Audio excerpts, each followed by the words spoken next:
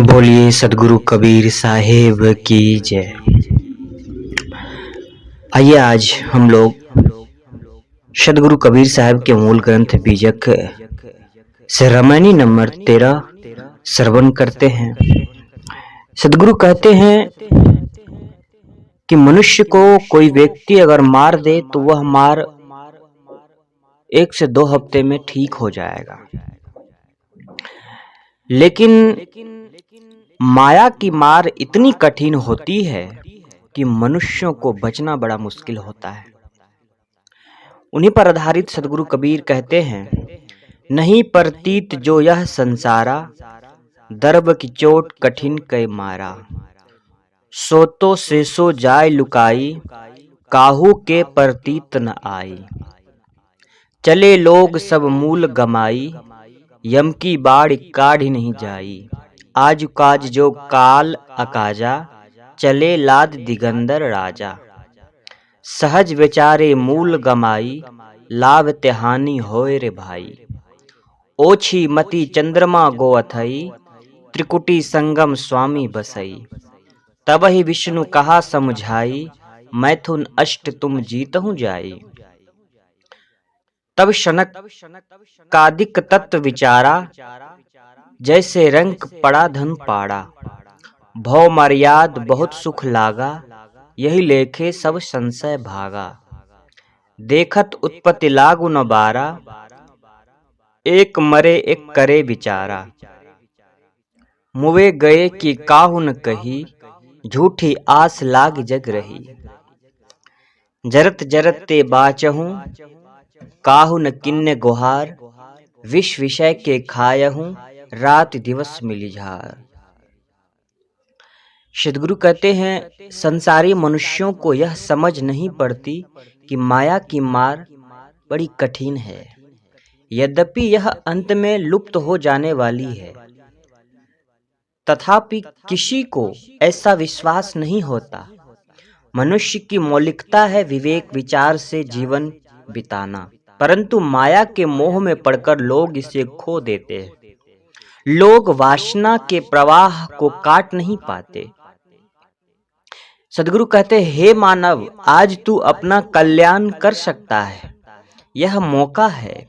यदि तू उसे कल के भरोसे पर छोड़ता है तो अपना अकल्याण कर रहा है, खुद को धोखा दे रहा है, खुद को धोखे में रखा है। संसार के बड़े बड़े राजे महाराजे सारी माया यहीं छोड़कर और केवल अपने कर्मों की गठरी लाद कर यहाँ से चले गए। माया की भूल भुलैया में पड़कर बेचारे सहज ही विवेक खो बैठते हैं। सदगुरु कहते हैं, हे भाई, माया के लाभ के व्यामोह में पड़ने से आत्म कल्याण की हानि ही होगी। योगी लोग मानते हैं कि परम तत्व का विनाश त्रिकुटी के मध्यम में रहता है और उसको पाने के लिए वे योग साधना करते हैं, परंतु उनमें से जिनकी बुद्धि मलिन रहती है उनका मन विषयों में लीन हो जाता है। ऐसे लोगों को विष्णु जी ने या सदाचार्यों ने कहा कि तुम लोग पहले जाकर अष्टमैथुनों एवं विषयासक्ति का पूर्णतया त्याग करो।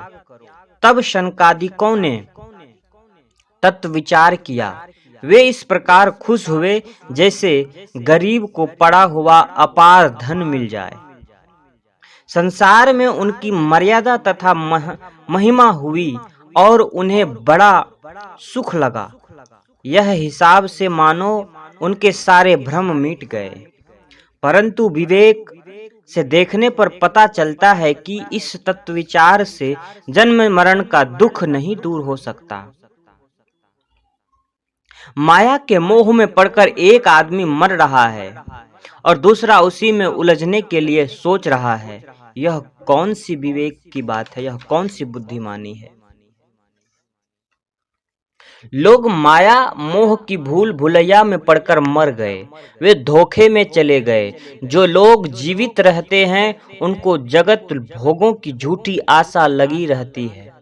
जन्म मरण के ताप में जलते जलते यह जीव बचने की भूमिका मानव शरीर में आता है, परंतु कोई सद्गुरु की शरण में जाकर पुकार नहीं करता, बल्कि योग और साधना से दूर होकर लोग विषय स्वरूप विषयों को ही रात दिन जमकर भोगने में लगे रहते हैं, जिसका परिणाम दुख होता है। धन दौलत जब किसी तरह इसका नाश होता है, तब मोहग्रस्त आदमी को बड़ी चोट लगती है। इच्छित वस्तु के नाश की चोट बड़ी करारी होती है। धन की मार से आदमी रात दिन घुलता रहता है, परंतु संसारी आदमी को यह समझ नहीं आती कि ऐसी दुखदायी माया में हम आसक्त न हो, जिस धन और दौलत में आसक्त होने का परिणाम हमें दुख होता है, हम फिर भी उसी धन और दौलत में आसक्त होकर के अपने आप को बहुत बड़ा धनवान समझते हैं। जिस पदार्थ को अपना समझ करके हम मोहित हो जाते हैं, उसमें लिपट जाते हैं और उन्हीं के छूट जाने पर हम दुखी हो जाते हैं, यह कैसी सोच और कैसे बुद्धिमता है। धन तो सदुपयोग करने की वस्तु है, धन तो सही मार्ग में लगाने की वस्तु है, मोह करने की नहीं।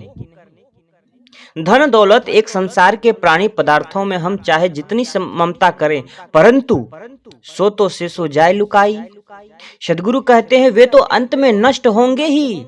जिस धन और दौलत में मोह तुम कर रखे हो, ममता करते हो, परंतु वो सो तो से सो जाए लुकाई, वह तो छूटने वाली है, वह तो अंत में नष्ट होने वाली है। सारे संग्रहों का अंत विनाश में है, सारी उन्नतियों का अंत पतन में है, सारे संयोगों का अंत वियोग में है और जीव का अंत मरण में है। इसे कौन रोक सकता है? परंतु आदमी इस संभावित विनाश पर विश्वास नहीं करता, वह घर में लगी आग को नहीं देख पाता। मननातः मनुष्य, मनन करने से यह प्राणी मनुष्य है। मनन का अर्थ है विचार, विवेक, अतः मनुष्य की मौलिकता विवेक में है। मनुष्य जड़ चेतन कर्तव्य अकर्तव्य ग्रास त्याज्य का विवेक कर ऐसा जीवन जिए जो उसके तथा दूसरे के लिए कल्याणकारी हो। यही मनुष्य की मौलिकता है, यही मनुष्य की मनुष्यता है। परंतु माया मोह तथा इंद्रियों के भोगों में उलझकर मनुष्य अपने को खो देता है। आए थे हरि भजन को ओटन लगे कपास, किसी महापुरुष ने ही कहा संसार के दृश्यों को देखकर कि आए थे हरि भजन करने को और हम संसार में लिपट गए, संसार में भूल गए, संसार में सिमट गए। ऐसे लोग यम की बाढ़ी कैसे काट सकते हैं? वासना यम है, बाढ़ी उसका प्रवाह है। जो विवेकहीन होकर दुनियादारी में उलझेगा, उसकी वासना का प्रवाह कहाँ रुक सकता है? भोगी बनकर आशा तृष्णा से कहाँ छुट्टी मिल सकती है, बल्कि और उसी में लिपट करके जीवन के अंतिम पड़ाव तक पहुंच जाते हैं। आज काज जो कालक आजा, यह विशेष ध्यान देने योग्य बात है। भूत चाहे जितना आकर्षक रहा हो, वह मर चुका है और भविष्य का हमें कुछ पता नहीं है। वर्तमान ही हमारे हाथों में है। हमें चाहिए कि हम वर्तमान में अपना कल्याण करें। आज हम अपनी कल्याण साधना कर सकते हैं, आने वाले कल के भरोसे में तो अपने को खोना है। सद्गुरु कबीर ने ही कहा कि काल करे सो आज कर, आज करे सो अब, पल में प्रलय होएगी, बहुरी करेगा कब। हम हर कार्य को कल पे टाल देते हैं। कल आता है तो फिर कल कर लेंगे, लेकिन ये कल कभी नहीं आता है। जो कुछ करना है अभी कर लो, आज कर लो। और दुनिया के सभी काम रह जाए तो रह जाए, कोई बात नहीं, लेकिन जो जिसके लिए यह मानव जीवन मिला है, जिसके लिए यह मानव शरीर मिला है, इस मानव शरीर में आकर आपने अपना कल्याण नहीं किया तो दुनिया के चाहे कितना भी आपने काम कर लिया हो, दुनिया में चाहे जितना भी आपने उपलब्धि हासिल कर ली हो, वह सब बेकार है, मिथ्या है, जब तक आपने अपने आत्म कल्याण के लिए कुछ नहीं किया। तो कौन जानता है कि कल क्या होगा? किसी ने कल देखा है? कल क्या होगा किसी को नहीं पता है। इसीलिए सद्गुरु ने अन्यंत भी कहा है कि जो कल पर टालते हो वो कल कभी नहीं आने वाला है। जो काल करोगे सो आज कर लो, आज नहीं बल्कि अभी कर लो। क्यों?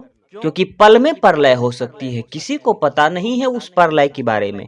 कब आपका सांस रुक जाए, कब आपकी आंखें बंद हो जाए, किसी को नहीं पता है। बड़े बड़े राजे महाराजे संसार से चले गए, वे क्या ले गए?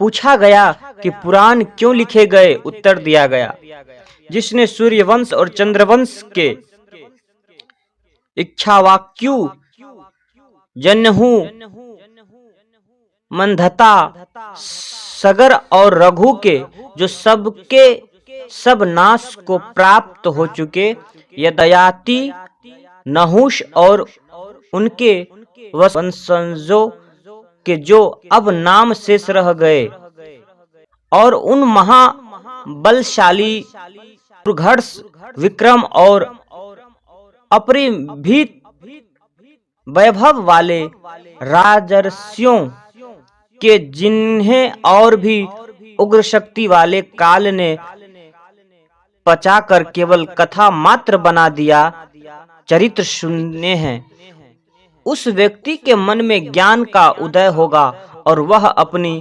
संतान, स्त्री, गृह द्वार, भूमि और धन में ममता न करेगा। मोहग्रस्त बने ये तीन जीव सहज ही अपनी विवेक शक्ति खो देते हैं।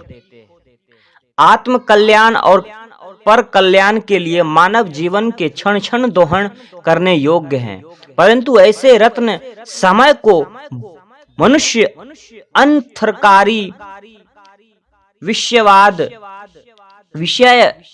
विषय स्वाद और बकवाद में गवा देते हैं। जो संसार का ज्यादा लाभ लेना चाहेगा उसकी हानि होनी ही है। जो संसार को समेट कर रखना चाहेगा वह अपने आप को खो देगा। भोगों के मिथ्या आनंद का इच्छुक चिरंतर आनंद से वंचित रहेगा। विषय विरक्त व्यक्ति सो जन सदा आनंदा रह सकता है। जो विषय से विरक्त है, जो विषयों से हजारों कोसों दूर है, वह सदा आनंद भरा जीवन जिएगा। नाक के ऊपर तथा दोनों भौं के बीच को त्रिकुटी कहते हैं। योगी लोग कहते हैं कि यहाँ इंडा, पिंगला तथा सुषुम्ना तीनों नाड़ियों का संगम है। योगिक भाषा में यही त्रिवेणी है। योगी लोग मानते हैं कि यहाँ परम तत्व का निवास है, अतः वे त्राटक मुद्रा कर यहाँ ध्यान लगाते हैं।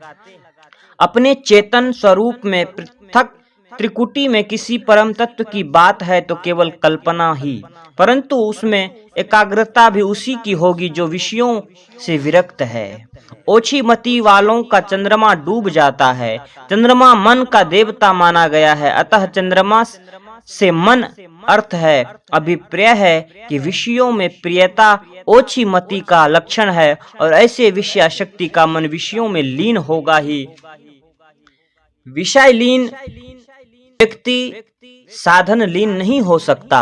कहा है कबीर मन तो एक है, भावे तहां लगाओ, भावे गुरु की भक्ति करूं, भावे विषय कमाओ। इसीलिए विष्णु भगवान ने साधकों से कहा कि तुम पहले अष्ट मैथुनों को जीतो। विषय स्मरण, विषय प्रशंसा, विषय तेजक पीड़ा, विषय शक्ति पूर्वक देखना, विषयों में प्रति गुप्तावार्ता, विषय संकल्प, विषयों के लिए निरंतर यत्न तथा स्थूल विषय क्रिया, ये अष्टमैथुन है।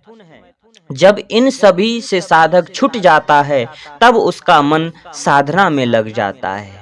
प्रश्न हो सकता है कि विष्णु जो ग्रस्त थे और जो सदैव लक्ष्मी को साथ लेकर रहते थे, वे साधकों को अष्टमैथुन जीतने के उपदेश देने के अधिकारी कहाँ थे?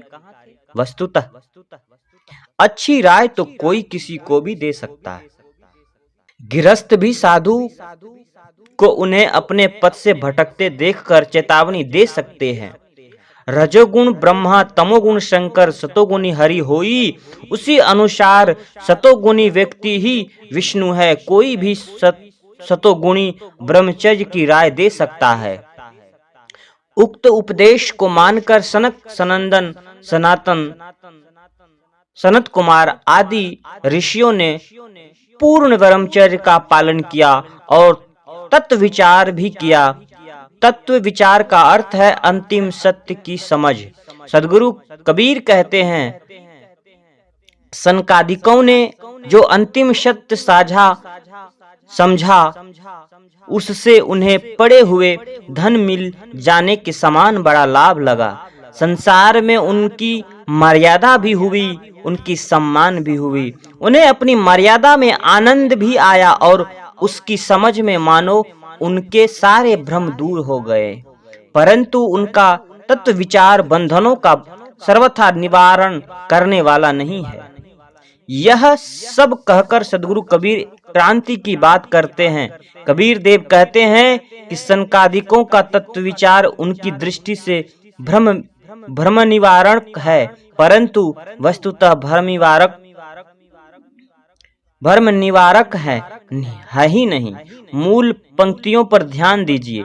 तब सनकादिक तत्व विचारा, जैसे रंग पड़ा धन पारा। भव मर्याद बहुत सुख लागा, यही लेखे सब संशय भागा। इसमें पहली चौपाई की अर्धाली तब सनकादिक तत्व विचारा है। इसके बाद आगे की 1.5 चौपाई सनकादिकों के तत्व विचार पर व्यंग है। व्यंग पर पूर्ण जोर पड़ता है। दूसरी चौपाई की अंतिम अर्धाली पर यही लेखे सब संशय भागा। इस हिसाब से मानो इनके सब संशय भाग गए, इसका और स्पष्टीकरण होता है। अगली चौपाई की पहली अर्धाली में देखत उत्पत्ति लागू न बारा। विचार से देखने पर इस तत्व विचार में जन्मादित चक्कर पड़ने में देरी नहीं लगती।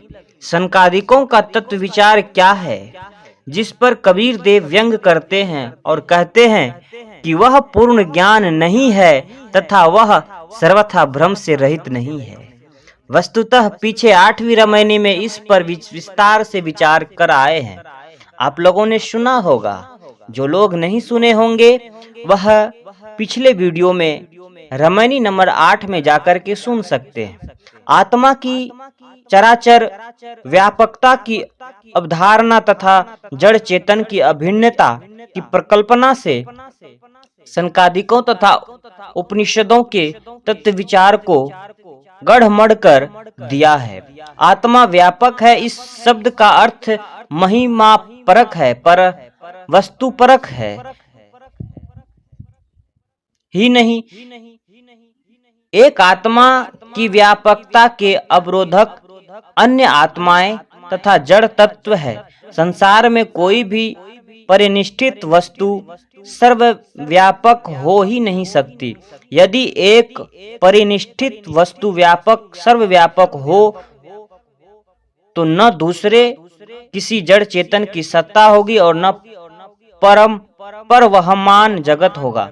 जड़ चेतन की अभिन्नता ही धारणा को अविद्या मूलक ही है। कबीर देव खानी और वाणी दोनों जालों को साथ साथ परखाते चलते हैं। यह उनकी पारखी दृष्टि की खूबी है। वे कहते हैं कि माया मोह एवं अविद्या में पड़कर एक मर रहा है और दूसरा उसी में फंसने के लिए सोच रहा है। इस संसार से सबको जाना है, किसी का अपना माना हुआ कुछ भी नहीं बच रहता। जो लोग मरकर चले गए उनका आज क्या रह गया, जरा विचार करें। तो जो लोग आज जी रहे हैं उनका क्या रहने वाला है? उनकी माया की आशा क्या झूठी नहीं है? मुक्तिदायी साधन धाम मानव शरीर पाकर कोई सद्गुरु की शरण में जाकर पुकार नहीं करता। तात्पर्य है कि कम लोग मुमुक्षु होते हैं। लोग पतंगे के समान विषयों में ही उलझते हैं। इस रामायणी में माया की निस्सारता और दुख रूपता बताई गई है। साथ साथ तत्वबोध के भ्रम पर व्यंग्यात्मक संकेत है। अंततः मुमुक्षु को निर्देश किया गया कि वह विषयों का मोह छोड़कर सद्गुरु की शरण में लग जाए, तभी जीवन की महत्ता है, तभी आत्म कल्याण हो सकता है। अन्यथा दुनिया के कोई भी आप उपाय कर लें, जब तक आपके जीवन से विषयों का त्याग, मोह का त्याग, ममता का त्याग, एक दूसरे के प्रति आसक्ति का त्याग नहीं होगा, तब तक आप जीवन में सुखी नहीं हो सकते। तब तक आप जीवन में दुखी ही दुखी रहेंगे, क्योंकि जिस पदार्थ को, जिस वस्तु को आपने अपना मान रखा है, वो दरअसल आपका नहीं है। वो सिर्फ इस संसार में आपको यूज करने के लिए मिला है, प्रयोग करने के लिए मिला है, और आपकी मूर्खता है कि आप उसको अपना मान रखे हैं। जैसे आप जिस मकान में रह रहे हैं, वह मकान आपको सिर्फ और सिर्फ किराए के रूप में मिला है, वह एक दिन छूट जाएगा, उस किराए के मकान से निकाल दिए जाएंगे। आपने वो भजन तो सुना ही होगा, जिंदगी ये किराए का घर है, एक न एक दिन बदलना पड़ेगा। मौत जब तुमको आवाज देगी, घर से बाहर निकलना पड़ेगा। मौत जब आपको आवाज देगी तो घर से बाहर निकलना पड़ेगा। वह चाहे घर, चाहे करोड़ों का हो कि लाखों का हो, वह मायने नहीं रखता है। जब मौत का बुलावा आएगा, नहीं चाहने के बावजूद भी आपको घर से निकलना पड़ेगा। घर छूट गया ना। जिस घर को आपने अपना माना था, वो घर तो छूट गया। जिस गाड़ी को आपने अपना माना, वह गाड़ी तो छूटने वाली है। इसीलिए संत कहते हैं कि जिस संसार में हो, उस संसार के जड़ पदार्थों में मोह करना सबसे बड़ी मूर्खता है, क्योंकि यह संसार के जितने भी जड़ पदार्थ है, ये सब छूटने वाली है। तो क्यों न जीते जी ही उस संसार के सभी पदार्थों से अपने आप को मुख मोड़ ले। किसी विचारक ने कहा कि अरे अर्थी तो उठनी तय है, लेकिन अर्थी उठने से पहले अपने जीवन के अर्थ को समझ लेना आदमी की सबसे बड़ी सफलता है, सबसे बड़ी कमाई है।